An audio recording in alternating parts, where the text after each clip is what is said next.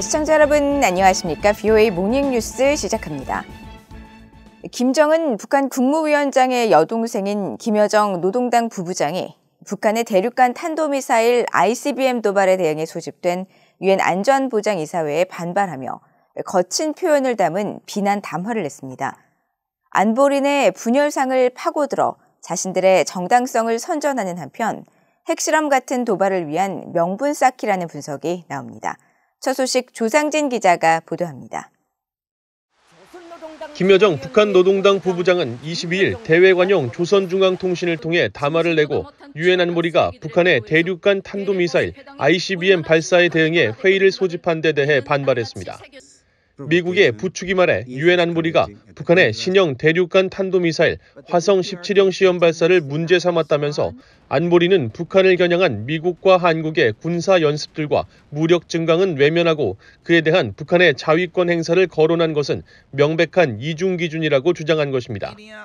김 부장은 이어 미국 등 14개 나라가 별도의 공동성명을 장외에서 발표한 데 대해서도 역스러운 공동성명이라면서 겁먹고 지저대는 개에 비유하지 않을 수 없는 광경이라고 비난하고 자위권 행사를 위해 끝까지 초강경 대응을 할 것이라고 주장했습니다.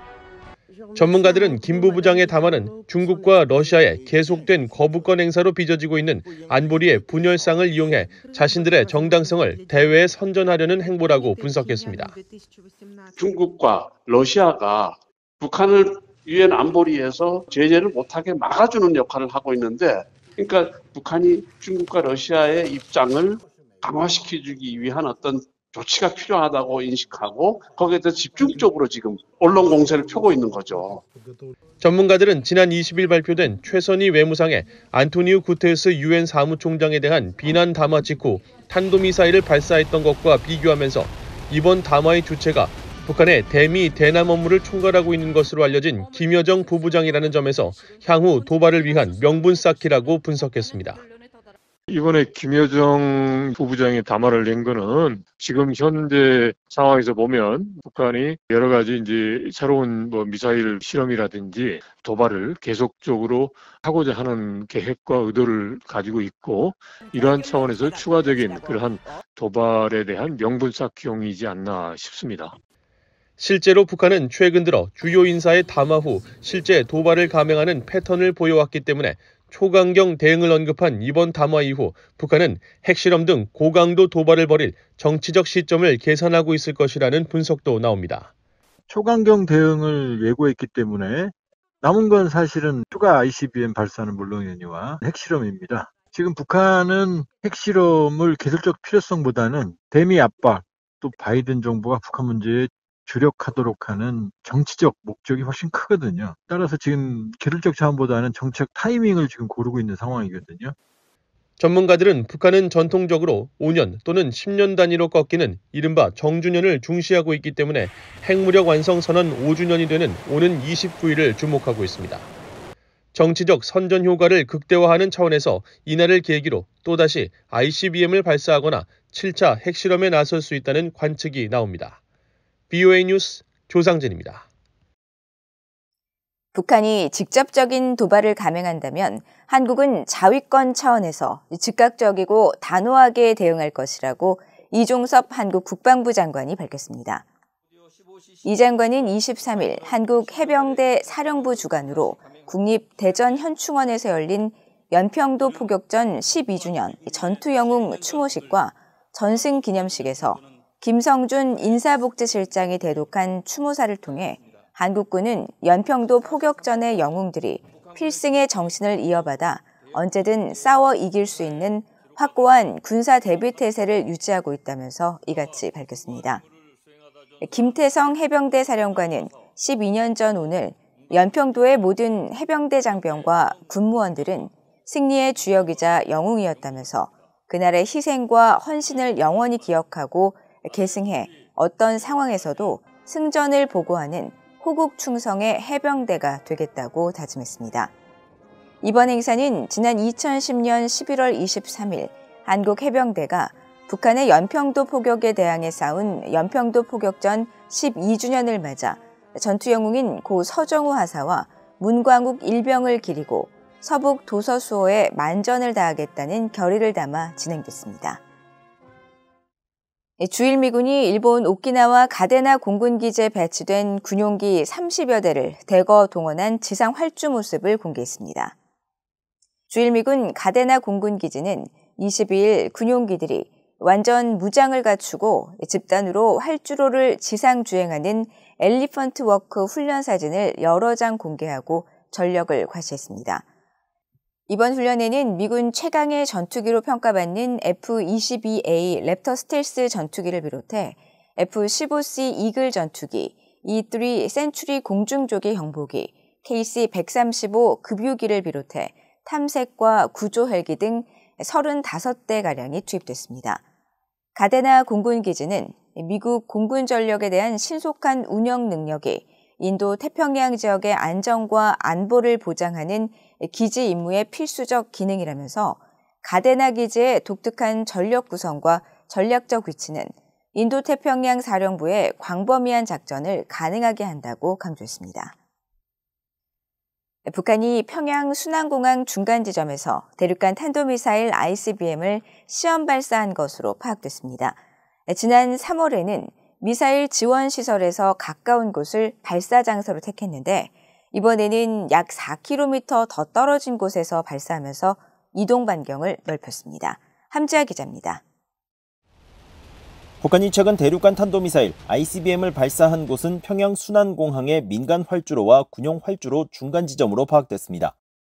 북한 관영 매체가 공개한 북한의 지난 18일 ICBM 발사 장면과 기존 위성사진에 드러난 이 일대 주변 지형, 도로 형태를 분석해보면 둘 사이에 상당한 유사점이 발견됩니다. 발사 당시 북한의 이동식 발사 차량 텔이 서 있던 곳은 커브길 형태의 도로였는데 약간 휘어진 듯한 이 지점 도로와 닮아 있습니다. 또 발사 지점에서 약 1km 떨어진 곳에 위치한 길이 꺾인 형태가 유사하고 발사 장소 바로 옆 밭의 모습이 동일하다는 점 등은 두 장소가 같은 곳이란 사실을 보여줍니다.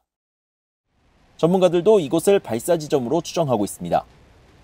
위성사진 분석가인 데이비드 슈멀러 제임스 마틴 비확산센터 선임연구원은 자신의 트위터에 발사 당일 촬영된 플래닛랩스 위성사진을 공개하면서 해당 지점에 생긴 검은 점에 그을린 흔적이라는 표식을 달았습니다. 이 그을린 흔적은 전날까지 없던 것으로 이날 위성사진 촬영 직전 발사된 ICBM이 화염을 뿜을 때 생긴 것으로 추정됩니다. 북한은 지난 3일에도 이 지점을 ICBM 발사 장소로 활용했습니다. 북한 전문 매체 NK뉴스의 콜린 지위코 기자는 최근 자신의 트위터에 순안공항의 민간 활주로와 군용 활주로를 연결하는 도로 한 지점을 지난 3일 발사 장소로 특정했습니다. 이 지점은 이번에 발사가 이뤄진 곳에서 서쪽으로 500m 떨어져 있습니다. 북한은 앞서 지난 3월에는 순안공항의 남쪽 지대를 ICBM 발사 장소로 택했습니다. 특히 순안공항의 남쪽 지대에는 실리 미사일 지원 시설이 자리하고 있는데 BOE는 이 시설에서 직선으로 약 800m, 길을 따라 이동할 경우 1.2km 떨어진 곳에서 발사가 이뤄진 사실을 확인했었습니다. 당시 발사 장소와 이번 발사 지점까지의 거리는 직선으로 약 4km, 길을 따라 이동할 경우 약 4.8km로 이전보단 공항 터미널 건물이나 여객기 계류장에서 더 멀어졌습니다. 또 실리 미사일 지원 시설을 기준으론 길을 따라 약 6km 이동한 것으로 추정되는데 그만큼 이동식 발사 차량의 이동 범위도 이전보다 넓어졌다는 해석이 가능합니다. 이런 가운데 유엔 안보리 회의를 소집했던 미국은 북한의 ICBM 발사에 대응해 유엔 안보리 의장 성명을 추진하고 있습니다. 유엔 주재 미국 대표부 대변인은 22일 BOA에 미국이 작성한 의장 성명 초안이 조만간 안보리 이사국들과 공유되고 이어 논의가 시작될 것이라고 밝혔습니다. BOA 뉴스 함지아입니다. 북한이 지난 10월 한 달 동안 중국산 쌀 수입을 3년 만에 최대 규모로 늘린 것으로 드러났습니다. 북한은 또 이 기간에 탱스텐광과 합금철의 일종인 페로실리콘 등 제재 대상이 아닌 광물을 1,000만 달러 넘게 중국에 수출했습니다. 박동정 기자가 보도합니다.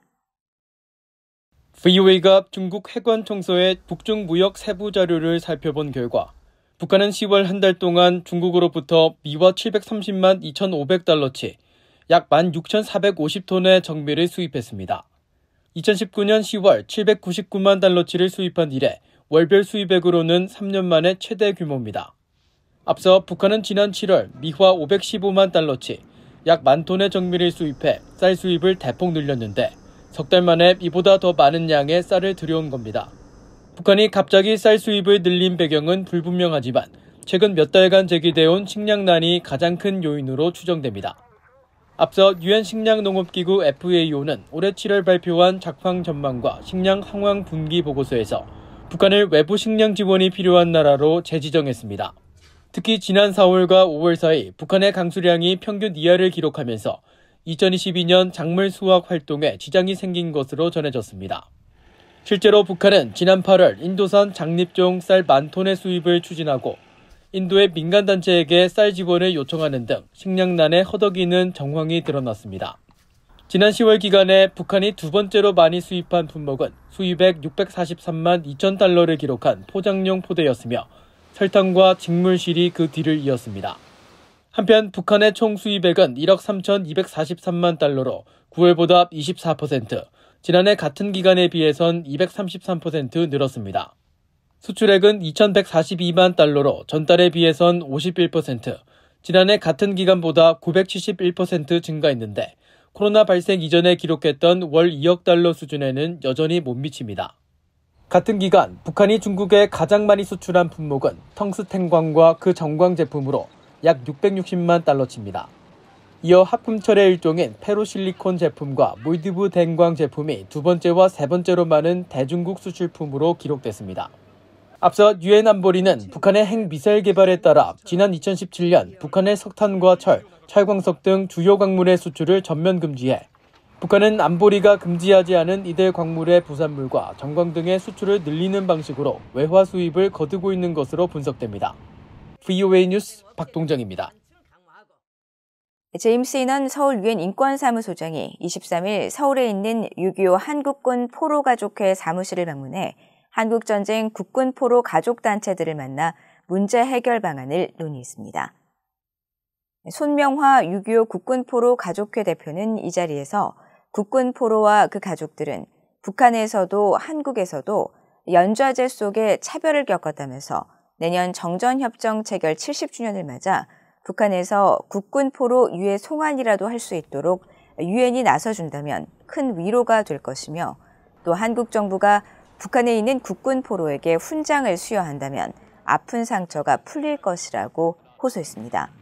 이에 대해 hin원 소장은 국군 포로 문제가 지난 70년간 왜 해결되지 못했는지 매우 가슴 아프다며 적극적으로 업무를 파악하고 의견을 청취한 뒤 한국 정부와도 논의해보겠다고 답했다고 참석자들은 전했습니다.